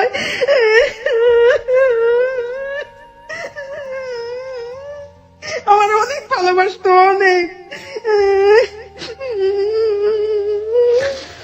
অনেক প্রেমের গল্প শুনেছি এই হ্যালো ইট 920 করতে গিয়ে, অনেক গল্পের মুখোমুখি হয়েছি, কিন্তু আজকে যে গল্পটা শুনলাম সেটা টোটালি স্পিচলেস। একটা মানুষ, আপনি চিন্তা করেন, ভালোবাসা বোঝে না, প্রেম কি বুঝে না, তার আগে একটা মানুষকে শুধু ভালো লাগা, তার চাইতে এত বড় বয়সে বড় একটা মানুষকে বিয়ে করা, 14 বছরের দূরত্ব, 14 বছর দেশের বাইরে থাকলো, মাত্র কয়েকদিনের জন্য তাকে কাছে পাওয়া, হাতে গুনে কয়েকটা দিন, এবং সেই মানুষটাকে যখন সে পেল তখন আসলে সংসারে বছর খানেকের জন্য, একটা বছরের জন্য, এবং সে একটা বছরের একটা নির্দিষ্ট সময় পর্যন্ত সে অসুস্থই থাকলো, এবং সে অসুস্থ কত ভয়াবহ রকমের অসুস্থ, নিজে হাতে বাথরুম পরিষ্কার করা এবং সেই মানুষটার চোখের সামনে মরে যাওয়া, তার জন্য আজকের হেলো 8920 আসা জীবনের গল্প নিয়ে। ওকে, যেখানটা আমরা ছিলাম, সুমাইয়া বলুন তারপর। তারপর উনি ইন্তিকাল করলো, করার পরে তারপরের দিন সারা রাত ছিল বাড়িতে। মারা যাবার 5 মিনিটের মধ্যে ওনারা ঘর থেকে বের করে ফেললো। আর সাথে সাথে অনেক বৃষ্টি হইলো, অনেক। তারপরের দিন সকাল 9:30 বাজে ওনার জানাজা হইলো। যখন মারা গেছে, এর যখন বেঁচে ছিল, ওনার আপন বড় বোনের জামাই, মানে ভাগ্নিস জামাইয়ের সাথে ব্যবসা করতো। ওই যে এক্সপোর্ট ইম্পোর্টের গার্মেন্টস এর যে এক্সেল গেঞ্জি গুলো ছিল, ওগুলো বাহিরে পাঠাইতো। সে তখন দুবাই চলে গেল। আমার হাজবেন্ডের যে কিছু পুঁজি ছিল, প্রায় 10.5 লক্ষ টাকার মতন, এই টাকাগুলো সব নিয়ে গেছে। যে ব্যবসা করবো আর আপনার বাইরে নিয়ে আসবো, সে চিন্তাই ভাই স্টপ করছে। এর মধ্যে উনি থাকাকালীন ওনার বোনের জামাইয়ের নামে মানে মামলা করছে, ওই ভাগ্নি জামাইয়ের নামে ভাগ্নির নামে। আচ্ছা, উনি পেত টাকাটা কে পেত আসলে? আপনার তিনজনে মিল্লা ব্যবসা, যৌথ ব্যবসা করতো। আচ্ছা, আপনার হাজবেন্ডের কাছ থেকে টাকাটা পেত? হ্যাঁ, টাকা না নিত, নিয়ে গেছে। মানে আপনার হাজবেন্ডই টাকাটা পেত? হ্যাঁ, পেত, কিন্তু টাকাটা তুলতে পারেনি। না, আচ্ছা, গেছে গা বাহিরে, আর কোনো যোগাযোগ রাখেন, এই চিন্তাই করছে। আর বোনের সাথে সম্পর্ক নষ্ট হয়ে গেছে। ওকে। আপন বড় বোন ভাই মারা গেছে, আসে নেই, দেখতে আসে নেই, পাশাপাশি বাড়ি। আর আমার হাজবেন্ড আমার হাসপাতাল থাকতে বলছে যে আমি যদি মারা যাই, তুমি কিন্তু এই মামলাটা ছাড়বা না, ধরে রাখবা। আমার বইলা গেছে। 12 দিন পরে ওইখানে মানে ওই যে কবরস্থানের সার্টিফিকেট, সনদপত্র, মৃত্যু, এগুলো চেয়ারম্যানের সার্টিফিকেট সবকিছু নিলাম, নিয়ে এইগুলো আমার এক মামারে দিয়া ওই কোর্টে পাঠাইলাম। ওইখানে মানে জানাইলো যে উনি মারা গেছে। 16 দিনের মাথায় তারিখ পড়ছে, তখন নিছে 3 রোজা। আচ্ছা, 16 দিনে আমি গেছি কোর্টে। আমি তো বাদী, কাঠগড়াইতে আমাকে দাঁড়াতে হবে। আমি আবার 3টা বাচ্চা নিয়ে আবার কাঠগড়ায় দাঁড়াইছি। ম্যাজিস্ট্রেট আমাকে জিজ্ঞেস করে আপনার নামটা যেন কি, এভাবে বলছে। তখন আমি ম্যাজিস্ট্রেটকে বলছিলাম যে স্যার, আমার নামটা তো আপনার ফাইলেই আছে, মানে এর একটা চরম বেয়াদবি হয়ে গেছে। তখন আমার মাথা ঠিক ছিল না যে তার ফাইলে আমার হিসাব, তার ফাইলে নামটা আছে, সে কেন আমাকে নাম জিজ্ঞেস করে? আর আমার উকিল তো নাম বলতেই আছে। একথা বলবো, ম্যাজিস্ট্রেট একটু মুচকি হাসি দিল। তো শেষ, আবার তারিখ দিল, আসলাম, আসতেছি। আসার পরে ম্যাজিস্ট্রেটের যে পেশকার থাকে না, ম্যাজিস্ট্রেটের সাথে দাঁড়ায় ওই যে মামলা সংক্রান্ত বিষয়গুলো জানায়। ম্যাজিস্ট্রেট তো কিছু বলে না। ওই পেশকার আমার পিছনে আমার ডাক্তারছে, এ আপু, এ আপু, আপু। তখন আমাকে প্রশ্ন করলো লোকটা, আপনার জীবন সম্পর্কে আপনি কি ভাবতেছেন? জীবন সম্পর্কে কি ভাবতেছেন? আচ্ছা, আমাকে কি ভাববো? জীবন সম্পর্কে আমি কি ভাবতে পারি? ভাবার মালিক তো আল্লাহ। আপনি এত ইয়াং, আপনি ছেলেদের নিয়ে থাকবেন, হ্যাঁ থাকেন, ঠিক আছে। মানে সে আমাকে এমন কিছু ইঙ্গিত দিতে চাইলো যে আপনি পরবর্তীতে বিয়ে করবেন কিনা, বা চিন্তাভাবনা আছে কিনা। রাইট, ওকে। বিয়ে করবেন কিনা সে আমার হয়তো কিছু বলতে চাইছে, আমি তাকে প্লেস দিলাম না। ওকে, ওকে, ঠিক আছে। আমাকে ভাই, আমার সময় নাই, 1:30 বাজে গেছে, আমার টিকা লাগছে, বাসায় যাবো, আমার বাচ্চারা কান্দো। আচ্ছা, ওই আইসা বুঝতে ঠিক রাত 10টা বাজে আমার একটা ফোন আসলো। আর ওই যে কোর্টে যে ফাইল আছে, ফাইলের মধ্যে তো আমার ফোন নাম্বার দেওয়াই আছে। ফোন দিল পরে সে সালাম দিলাম পরে বলতেছে কেমন আছেন? আমি কে? পরিচয় দেন। পরিচয় দিলাম, আপনার সাথে কথা বলবো। অপরিচিত মানুষের সাথে কি আপনি কথা বলেন? নাম কি না? হ্যাঁ বলতাম, কিন্তু আমার হাজবেন্ড মারা গেছে আজকে 16 দিন, আমার ওই মন মানসিকতা নাই, আপনি ফোন রেখে দেন বললাম। মানে এই কথাটা বলে আমি ফোন কেটে দিছি। পরে আমার মা জিজ্ঞেস করে কে? আমাকে কে যেন ফোন দিছে, কেমন আছে এগুলো জিজ্ঞেস করতেছে। পরে আবার ফোন দিছে, পরে আমাকে কে? আপনি বললাম যে আমি এখন কথা বলতে পারবো না, আমি সারাদিন রোজা রাখছি, আমি এখন কোনো কথাবার্তা কিছু বলতে পারতাম। আবার দিছে, পরিচয়টাকে খুব জানা দরকার। আমি হ্যাঁ অবশ্যই, অপরিচিত লোকের সাথে আমি কেন কথা বলবো, আমি আরেকজনের স্ত্রী। পরে বলতেছে, তখন সে আমাকে পরিচয় দেয় আমি হক। তারপরে বলছি, তখন বলছি স্যার আপনি আমাকে ফোন দিচ্ছেন? হ্যাঁ আপনার সাথে আমার কথা আছে। কি কথা বলেন স্যার? আমি ঘুরাই ফিরে নাড়াচাড়া কিছু বলতে পারি না। আমার খুব ভালো লাগছে, আমার ওয়াইফ মারা গেছে 1 মাস 20 দিন লিভার ক্যান্সারে, আমেরিকাতে মারা গেছে। আমার সংসারে একটা ছেলে একটা মেয়ে আছে। তোমার 3টা ছেলে আমি দেখছি, আমার ছেলে মেয়ে 2টা তুমি নিবা, তোমার ছেলে মেয়ে 3টা আমারে দিবা, আমি তোমার বিয়ে করি। আমাকে স্যার এখন তো আমি কিছু এই বিষয়ে আমি কোনো কথা বলতে পারবো না, 40 দিন পর আপনাকে জানাবো। তারপর বলতেছে ঠিক আছে 40 দিন পর। এর মধ্যে ভাই 40 দিনের মধ্যে সে আমার সাথে প্রতিদিন 3 থেকে 3.5 ঘন্টা রাতে কথা বলতো। আমি ভাই তার সাথে কথা বলতাম ভয়ে, যদি তার সাথে উল্টা পাল্টা কোনো আচরণ করি, তার হাতে আমার মামলাটা ব্যতিক্রম করে ফেলে। আমি তার সাথে সবসময় ভয়ে কথা বলতাম। বলার পর উনি আমাকে কি করছে, ওই 40 দিনের 3.5 ঘন্টা 4 ঘন্টা কথা 40 দিনে একটা মানে দোয়া মাহফিলের আয়োজন করছি ওনার জন্য, ওনার নামে মাগফিরাতের রুহের মাগফিরাতের জন্য। সে আবার কি উঠছে রাতে ফোন দিয়েছে, আজকে 40 দিন শেষ হয়েছে।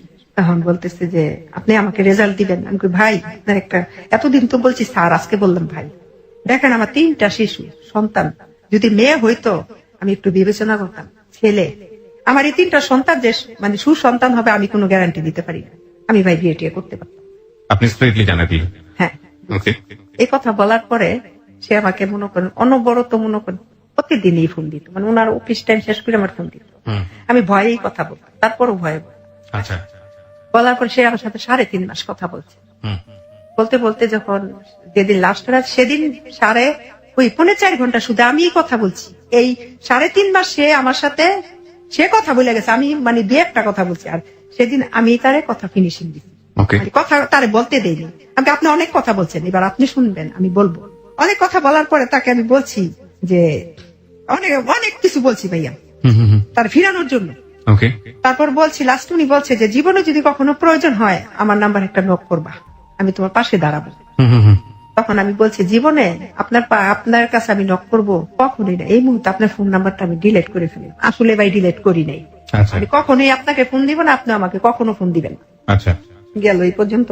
আমার হাজবেন্ড যে চলার একটা সেফটি ছিল, ব্যবসাতে ওনার টাকা ছিল, হ্যাঁ 2 লাখ টাকা ছিল।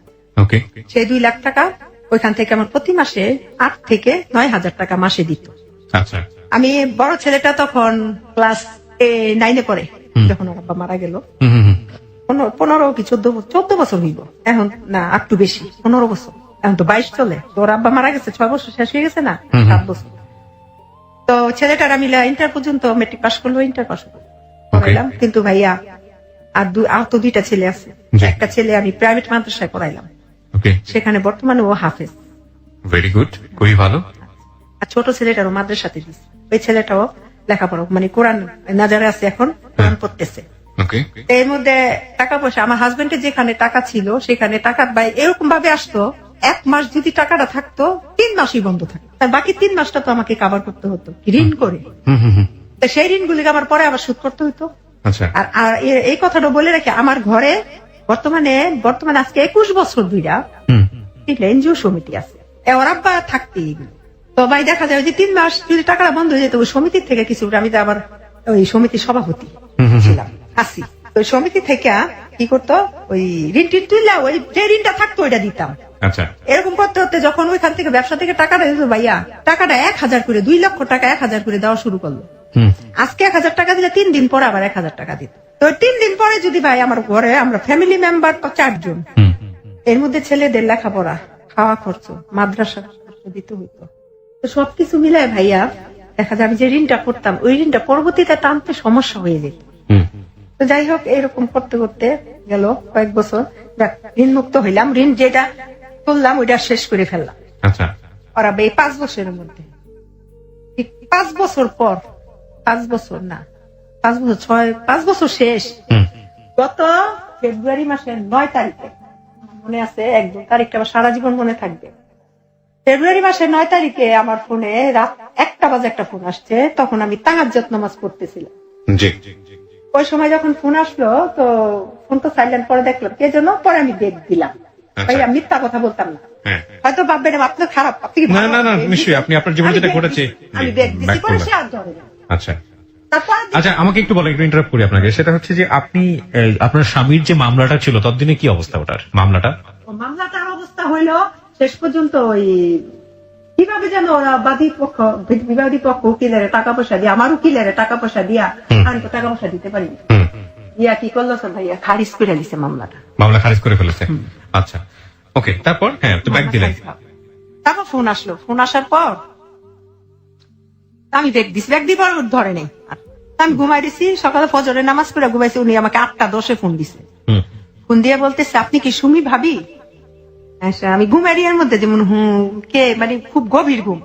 তখন বলতেছে যে আমি তানভীর আহমেদ সুমন, আমি গতকাল রাতে এয়ারপোর্টে অ্যাটেন্ড করে আমি ভাবি আপনাকে ফোন দিছি, আপনি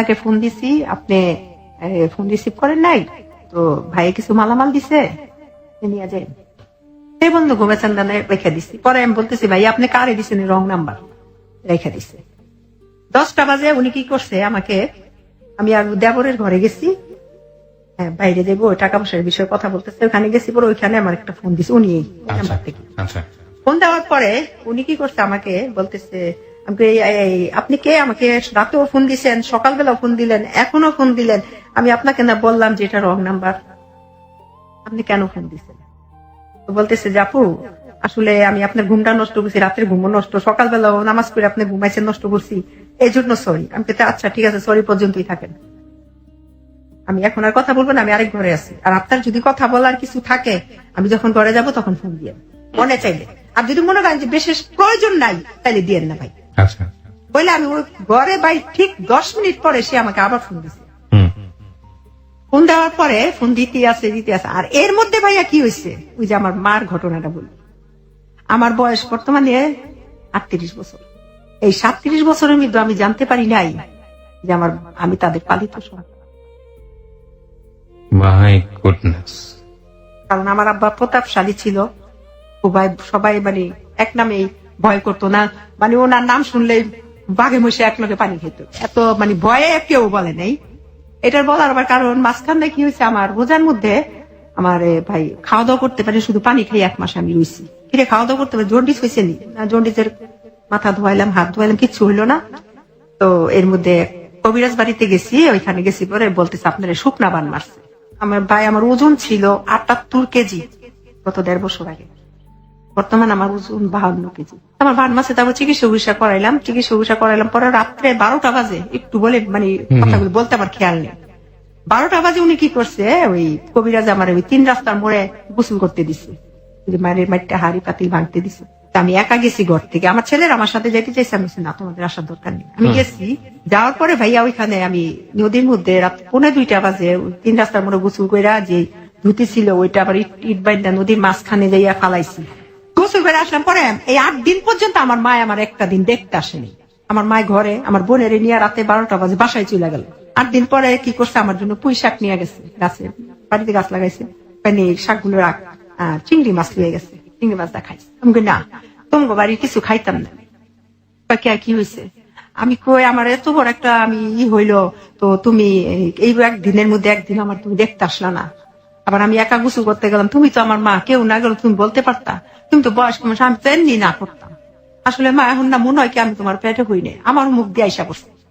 মানুষ আমার সন্তানেরা বলে না যে এর আদর করে, আমার আদর করে না, এইভাবে তো বলে। আমি তো ওই হিসাবে তো সন্তান হিসাবে অধিকার খাটায় কথাটা বলছি, আমি তোমার পেটে নয়, সত্যি কথাটা বলছে, আসলে তুই আমার পেটে হস না।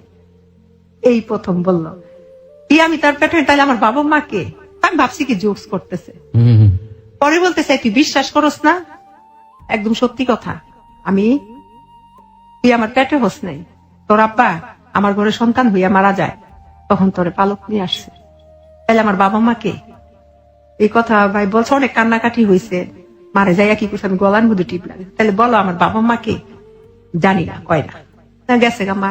যাওয়ার পর আমার ফুপিরে খবর দিছি, আমার ফুপি আসছে, আসার পর আমি ফুপিতে জানলাম যেদিন আমার মার গর্ভে, মানে আমার পালিত আব্বা ছিল আমার মার চাচাতো ভাই বোন, আর আমার আব্বার জন্মদাতা যে পিতা ছিল উনারে কি করছে, আমার আব্বা পালিত আব্বা কাস্টমে চাকরি দিছে, কাস্টমে যে রেলওয়েতে চাকরি দিছে। চাকরি দেওয়ার পর সেই সুবাদে আমার আব্বারও সন্তান হইয়া মারা যায়, আমার এই মার ঘরে সন্তান হইয়া বাঁচে না, 5টা মারা গেছে, মানে আজকে হয় 2 দিন পরেই মারা যায়। সেই সুবাদে আমি আমার মার ঘর থেকে যখন ভাইয়ের সংসারে আলো জ্বালানোর জন্য নিজের সন্তানের আরেকজনের হাতে কি করছে, এটা বিক্রি করে না, টাকা পয়সা নেয় না, স্বামীর টাকা নিছে আমার মা, স্বামীর চাকরি পাইছে না, ওই হিসাবে তো বিক্রি করলো নিজের সন্তান। ভাইয়া আমার মার প্রতি আমার গর্ভধারিণী আমি তো তারে দেখি নাই, মারা গেছে সে, মানে আপনি জানার পর আগে মারা গেছে? হ্যাঁ মারা গেছে, আমার আব্বার 2 বছর পরে মারা গেছে। আচ্ছা আচ্ছা, এতদিন পরে আমার মা, মানে আপনার মাকে আপনি সম্পর্কে কি জানতেন? এটা আমার মাই জানতাম না, কিন্তু এখন মামি না, আপনার তো সেটা ঠিক আছে, কিন্তু আসলে মাকে জানতেন হচ্ছে ফুপু। আচ্ছা আচ্ছা, তো সবাই বলতো কি যে আমার মার চেহারা আমার চেহারা নাকি সেম না, আপন ফুপু ছিল একদম, আব্বার চাচাতো বোন রক্তের। ও আচ্ছা, চাচাতো বোন ভাইয়ের সংসারে আলো জ্বালানোর জন্য। অদ্ভুত বিষয় হচ্ছে এগুলো কেউ কোনোদিন ফ্ল্যাশও করে নাই, জানেও না। সেটা না দেখেন, আমার স্বামীও জানে, আমারে বলে নেই। আপনার স্বামীও জানতেন? জানতাম, এটা আমি আমার ননার সাথে জিজ্ঞেস করছি, আমার মা হ্যাঁ আমরা তো জানি, জানি না শুনি তো তোরে বিয়ে করাইছি। কিন্তু কখনো বলেনি। বলেন নাই কেন? কষ্ট পাবি তুই, কিসের কষ্ট?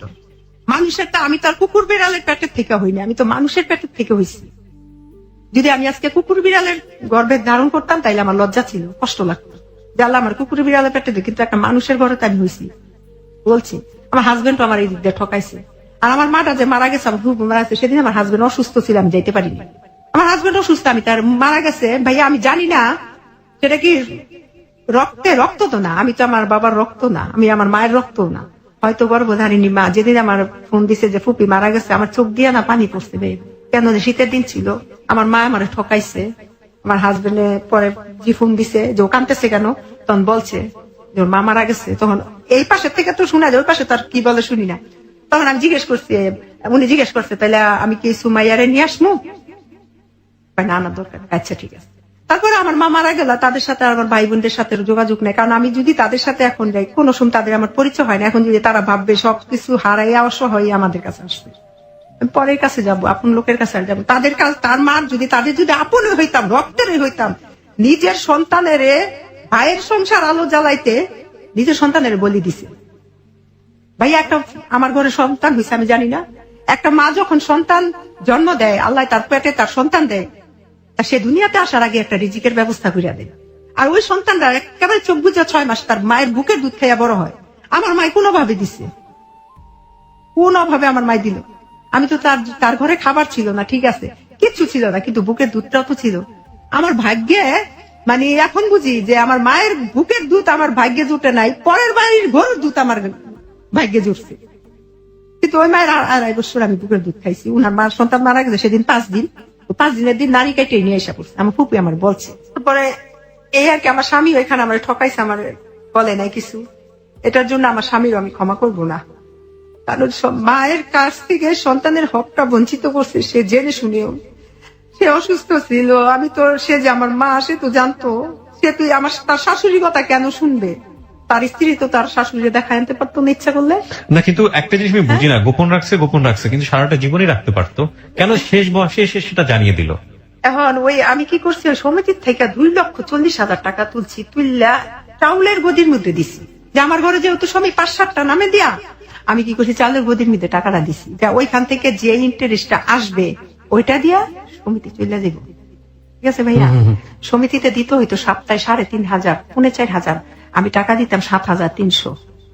যখন টাকাটা তুললাম, কোন নামটা 5 সপ্তাহ, কোন নাম 6 সপ্তাহ, কোন নাম 2 সপ্তাহ আইসা আটকে গেল টাকাটা। ওই চাইলের গদির ওয়াইফ যে বেড়ায়, ওই বেড়ার স্ত্রী অসুস্থ, কিডনি প্রবলেম, মাদ্রাজ নিয়ে গেছে, সে টাকা স্টপ করে রাখছে।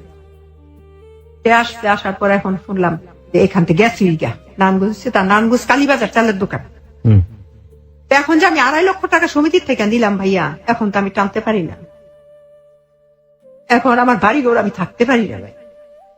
2.5 লক্ষ টাকা এক সমিতি, আরেক সমিতির থেকে নিছি 28,000, আরেক সমিতির থেকে নিছি 25,000। এই টোটাল টাকাটা এইভাবে ভাইয়া দেখা যায় 2.5 লক্ষ দিছি, গড় 5,000 খাইছি।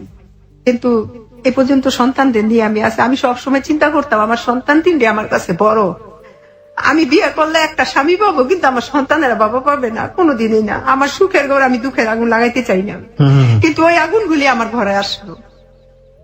আমার মায়ের দিক দিয়ে টাকা, সমিতি টাকার জন্য আমি টাকা দিতে পারি না, পালাই থাকি। এলাকা থেকে আমি 72,000 টাকা ঋণ করছি ভাই, এগুলো সব সংসারে আমি খাইছি, ছেলে মেয়েদের লেখাপড়া যায়। এখন 6-7 মাস ধরে আমি এই কিনা বেতন দিতে পারি না, পড়া স্টপ। মানে ওরা যে মাদ্রাসা হুজুরা জানে আমি খুব ভালো, অগ্রিম বেতন দিয়া ছেলেদের পড়াইতাম, সেই হিসাবে। আর ছেলেটাও মাদ্রাসার মধ্যে 1 নম্বর ছাত্র, আমার ছেলেটা খুব ব্রিলিয়ান্ট ছাত্র। ওই ছেলেটাও ক্লাস 5-এ বৃত্তি পাইছে। তাই এখন ভাই আমি ওইখানেও ছেলেদেরও লেখাপড়ার স্থগিত রাখছি। মাদ্রাসা থেকে আমার ফোন দেয়, এলাকায় আমি থাকতে পারি না, 72,000 টাকা ঋণ সমিতির মধ্যে আছে, প্রায় 3 লক্ষ টাকা। এই পর্যন্ত দিতে দিতে ভাইয়া এক সমিতির মধ্যে আসছে 21,000, আরেক সমিতির মধ্যে আসছে 19,000, আর এটার মধ্যে ভাইয়া 1,43,000। 1,43,000 টাকার মধ্যে আমার 2টা বড় ছেলেটাই সপ্তাহে 2,000 টাকা দেয় ভাই। এখানে আমার পুরো ইনকাম নাই। এমন দিন যায় 2,000 টাকা সমিতির দিলে আমার ছেলেটা গাড়ির যে কন্ট্রাক্টদার আছে না, কন্ট্রাক্টদারি করে আমার ছেলে। ওই ছেলেটা 2000 টাকা দেয়, আমার ঘরে মনে করেন খাবারের কিছু থাকে না ভাই, খুব কষ্ট। দেখা যায় এক দুগা ভাত আছে, এই ভাত দুগা আমি আনতে গেলে আরেকজনে খাই এলাই, মানে এমন মধ্যে পড়ে গেছি, আবার ঘরে থাকতে পারি না, মানুষ অত্যাচার জুলুম করে। এর মধ্যে আমি যে সম্পত্তিটা পামু, এই সম্পত্তিটার জন্য আমি বাড়িতে গেছি, যে আমি সম্পত্তির জন্য যাই নাই, আমি গেছি এই যে 50,000 টাকা আমার হাজবেন্ড দিছে 2005 সালে 7 সালে, ওই টাকাটা আনলেও তো আমি মানুষ কিছু থামাইতে পারি। গেছি টাকা আনতে গেছি, পরে আমি কই, টাকাটা মা আমি তো এরকম সমস্যায় পড়ে গেছি, তো মা হন এটা কি করা যায়? কি করবি? আমি কই তাইলাম আমার যে জায়গা আছে ওই জায়গা থেকে 1 কাঠা জায়গা বিক্রি করলেও ভাই একেবারে এই বাজারে 10 লাখ। তোর কি এর জায়গা? আমাকে আমার কি এর জায়গা, মানে তোমরা আমার জায়গা দিছো না? জায়গা দিছি, জায়গাটা এমন ভাবে রাখছি মাইয়ারা ব্যবহার করতে পারতো না, শুধু পোলারাই ব্যবহার করবো। এবার আমার ভাইটা ছিল 2 নম্বর ভাই, ওই ভাই আমারে বইনাগো কোনো জায়গা দিতাম না, বাবাই ব্যাংকের কাছে দলিল লেখা গেছে, এই দলিল আমরা ছুটেছি, বইনাগো কি আর জায়গা দিব? আমি কোথাও ছুটাইছো, তো আমরা যে ব্যাংকে টাকা দিছি 2007 সালে 50,000 টাকা দিছি, ঠিক আছে জায়গা দিবি না তাহলে 50,000 টাকা দিয়ে দে। মায়ের টাকা কি টাকা দিবি? মায়ের জামাইকে দিয়ে দে, তুই কইছিস এই টাকা জামাই কয়ে গেছে তোরে ছোটতে লালন পালন করছি, এই বিনিময়ে 50,000 টাকা আপনারা কিনা সুমাইয়া আপনাদের কাছে ঋণী আছে, ঋণ সুদ করে দেয়। তাইলে আমার বাবাই কি আমার 50,000 টাকা দিয়ে বড় করছে? আমার বাবা আমার ভিআইপি ভাবে বড় করছে, আমি জীবনে কষ্ট দেখি নাই। 10টা ভাই বোন ছিলাম, সবাই যদি একদিন মার্কেটে দিতে আসলে মার্কেটে নিয়ে যেত, আমার নিয়ে যেত একদিন একা। আমার বাবা আমার কোটি টাকা খরচ করে বড় করছে, 50,000 টাকা খরচ করে বড় করে নাই। এখন আমার মা যদি বলে যে এই টাকা দিয়ে আমার জামাই আমার ঋণ সুদ করে দিয়ে গেছে, তাইলে আমার আর টাকা দরকার নেই, তাইলে আমি ঋণ মুক্ত হয়ে গেছি না? আমি ঋণ মুক্ত। আপনি আপনি আপনি একটু নিজেকে আমি বুঝতে পারছি যে খুবই মানসিক টেনশনে আপনি। আমি একটু ধৈর্য ধারণ করতে বলবো আপনাকে প্লিজ। এটা আসলেই খুবই দুঃখজনক। একটা মানুষের সোনালী শৈশব, তারপরে সারাটা জীবন জুড়েই স্যাক্রিফাইস একটা মানুষের জন্য, এবং শেষ বয়সে এসে নিজের বাবার অনুপস্থিতি, নিজের হাজবেন্ডের অনুপস্থিতি একটা বাঙালি নারীকে কতটা অসহায় করে দিতে পারে। দেখুন, আমাদের একটা অনুষ্ঠান হয়, অনুষ্ঠানটার নাম হচ্ছে জননী। আপনারা যদি শোনেন তাহলে বুঝতে পারবেন। প্রতি শনিবার বেলা 3টা 8 মিনিটে অনুষ্ঠানটা শুরু হয়, মাত্র 40 মিনিটের অনুষ্ঠান। আমরা এমন সব জননীদের ওখানে নিয়ে আসি যে গ্রাম বাংলার আর্থসামাজিক যে অবস্থা, নারীদের প্রতি যে কি পরিমাণ পারিবারিক, সামাজিক, অর্থনৈতিক সব দিক থেকে একটা নিপীড়ন করে একটা মানুষকে তিলে তিলে শেষ করে দেওয়া হয়, সেই চিত্র এখানে তুলে ধরা হয়। আপনারা যদি একটু শোনেন, নিজের জায়গা থেকে যদি কিছু করার থাকে, অন্তত আর কিছু না করতে পারেন, কোনো অবিচার যেন কখনো না হয়, সে ব্যাপারে সচেতন হতে পারবেন। আপনার সন্তানরা এখন কোথায় আছে? আমার সন্তান একটা গাড়িতে কন্ট্রাক্টারি করে, যে হাফেজ, সেও আয়সা পড়ছে একটা মোটরসাইকেলের দোকানে দিছি কাজ করতে, কারণ মায়ের ঋণ। আমার সন্তানেরা বলে আমার মারে সবকিছু বলবা, কিন্তু আমার মারে দুশ্চরিত্র বলবা না। এটা তো আপনি অনেক বড় একটা অ্যাওয়ার্ড আল্লাহর কাছ থেকে পেয়েছেন যে নিজের সন্তানরা আপনাকে অনেক লাভ করে। আর ছোট সন্তানটা কি করে? মাদ্রাসাতেই আছে, এখনো মাদ্রাসাতেই আছে। মানে আপনার জন্য সবচেয়ে বড় বাধা যেটা এই মুহূর্তে আমি বুঝি, সেটা হচ্ছে এই এনজিও ঋণগুলো আপনাকে শোধ করতে হবে। আবার পারিবারিক ভাবে এলাকা থেকে ভাইয়া অনেক ঋণ, 72,000 টাকা ঋণ করছি, এই ঋণের জন্য আমি ঘরে থাকতে পারি। এখন আপনার কি এমন কোন প্রপার্টি কিছু আছে যেগুলো আপনি বিক্রি করে? আমার স্বামীর ভিটে বাড়ি ছাড়া ভাই আমার কিচ্ছু নাই। আমি যদি এই ভিটে, আমার সন্তানেরা বলছে মা 1 কাঠা জায়গা বিক্রি কইরা তোমার ঋণগুলো মুক্ত করি, আমি না করছি, আমি বলছি না আব্বা তোমরা এই কাজ করো না। আচ্ছা, আমার কথা একটু শোনেন। সেটা হচ্ছে আপনার স্বামীর ভিটা বাড়িটা কত কাঠার উপরে? 2 কাঠা। মাত্র 2 কাঠা? এটা নারায়ণগঞ্জে কোথায়? নারায়ণগঞ্জ বন্দর ব্যাপারী। বন্দরের ব্যাপারীতে। আচ্ছা, তো আপনি এখন তাহলে ভবিষ্যতে কি চিন্তা ভাবনা করছেন? কিভাবে আপনি সামনের দিনে এই ঋণগুলা শোধ করবেন? কিভাবে কি করবেন? কোনো চিন্তা ভাবনা আছে? আমি হ্যালো 8920 4 বছরের নিয়মিত শ্রোতা, গত 4 বছর ধরে আমি শুনতেছি। জি। আচ্ছা, এখন আমি লিসনারদের বলবো, লিসনার কাছে আসছি ভাইয়া, তারা যদি একটু মহব্বতের সহিত আমাকে একটু হেল্প করে, আমার জন্য দোয়া করে, তাহলে হয়তো বা আমার পরবর্তী দিনগুলো খুব ভালো কাটবে। প্রিয় শ্রোতা, এই ছিল সুমাইয়ার জীবনের গল্প।